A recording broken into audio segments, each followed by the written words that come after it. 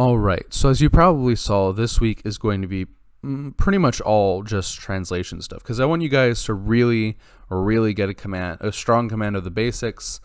Don't worry, we aren't actually backtracking that much because of the fact that, believe it or not, this stuff is not even really what my face-to-face students have truly mastered yet.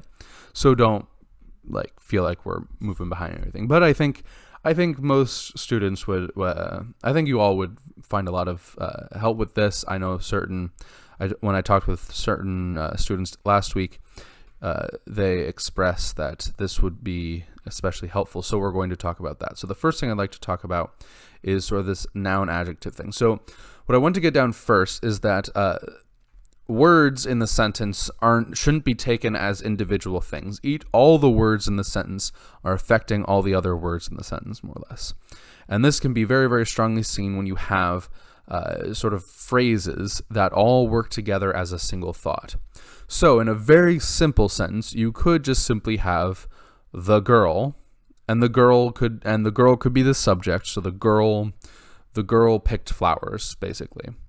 That's a very simple sentence. The girl picked flowers, or even the girl ran. The girl ran. That's the perfect simple sentence, is the girl ran.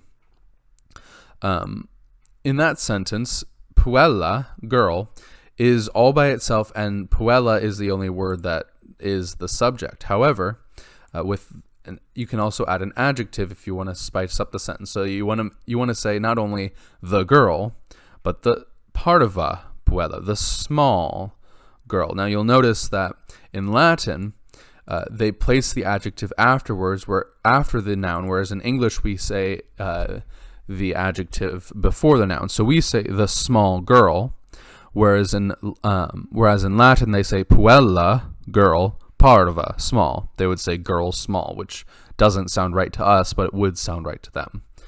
Similarly, because of the fact that in order for this adjective to be basically saying that this girl is small, in other words, in order for this phrase to actually work as a phrase, you would need the endings, or rather the gender, number, and case, which the endings identify, to be the same. And so when you get to puero, which is a masculine word, parva, which is the feminine form, needs to become the masculine form. And so let's say that this is dative. Dative means usually is translated as two or four. So parvo puero, or puero parvo, means two or four, the small boy. You see how parvo needs to match puero. All right, so similarly we have oppidum suum. Now suum is a variation of the word suus, sua, suum. Now suus, sua, suum is one of the three main what are called possessive adjectives, and you can hear that they're adjectives, not pronouns, not nouns or anything like that. They're adjectives, which means that they follow all the regular rules of adjectives in order to match with the word that they're talking about when it comes to possession. They need to match the noun in gender, number, and case. So you can see that here with oppidum suum. Let's say that this is accusative singular, so accusative singular form. Both of these would be accusative singular, and since oppidum is neuter, suum is also neuter. Now this suum means his, hers, or its. It depends on who it's referring back to. So if earlier in the sentence we're talking about Amelia going to her city, let's say Rome is her home city, and so she's going back to her home city, and so it's her city. Despite the fact that suum, the gender of suum, is neuter, you would translate suum as her. Why? Because suum is referring back to Amelia, who's feminine, obviously. But suum needs to be neuter because oppidum is neuter, and if this was feminine, then it wouldn't match up with oppidum, and it would just all be a mess. Similarly, the same thing works with meus and tuus. Let's say I'm talking about my city. It would be meum Oppidum meum, my city. Despite the fact that I am not neuter, I can assure you that I am a male being and therefore would qualify as being masculine. Meus needs to be in the neuter form because it's modifying oppidum, and same thing goes with tuus. I can assure you that none of you are robots, however much you might feel that, and so you wouldn't be neuter, you would be either masculine or feminine. Nevertheless, if I were to talk to you about your city, I would say oppidum tuum, the neuter form. And so I want you guys to sort of get that, especially because that seems to be a constant struggle with all my students.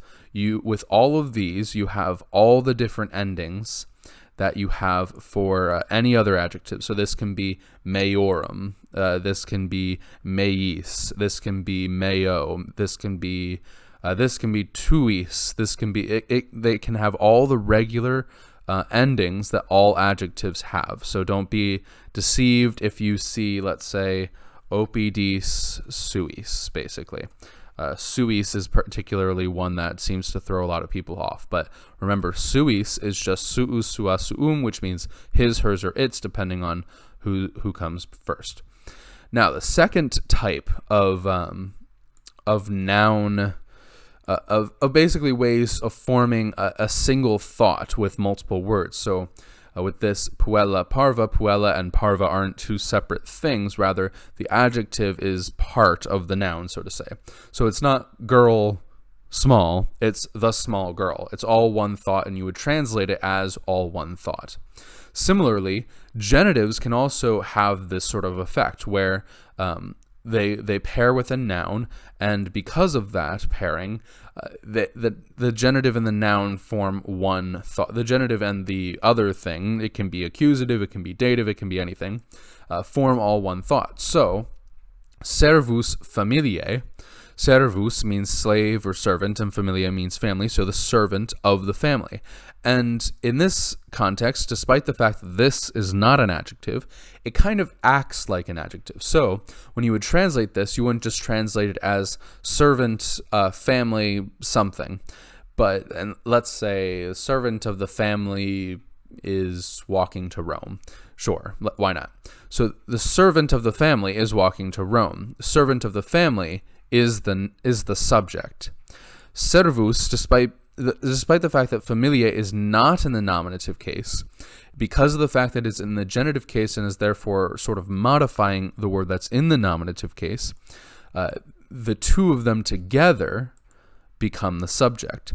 Similarly, you have the same thing with something like baculum eus. So let's say the sentence is Julius baculum eus habet.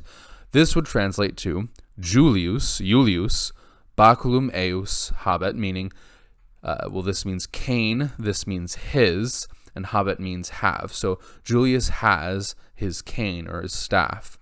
Now, eus, depending on whether or not you're talking about it's the same thing with suus. It can be either masculine, feminine, or neuter. So if this was Amelia baculum eus habet, this would, instead of being his staff, it would be her staff. It all depends on who it's referring back to.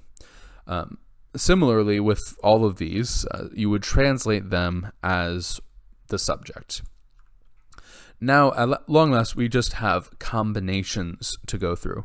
So combinations are fairly simple, despite being the most complex, because of the fact that you really just sort of combine the rules that you have. So you have the same gender number and case here.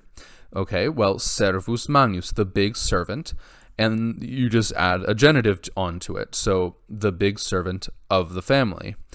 Similarly, you could also add a sort of prepositional phrase as part of it. So, many children in their forest. What many children in their forest? Well, you would need to add a verb and something like that. So many children hunt in their forest, or something along those lines, would more or less be how you would translate this. So with that in mind, please do your best to translate all the individual Latin phrases. Feel free to watch this video if you need specific help. If you also have any questions, feel free to email me as always, and I will see you on, I guess, Wednesday.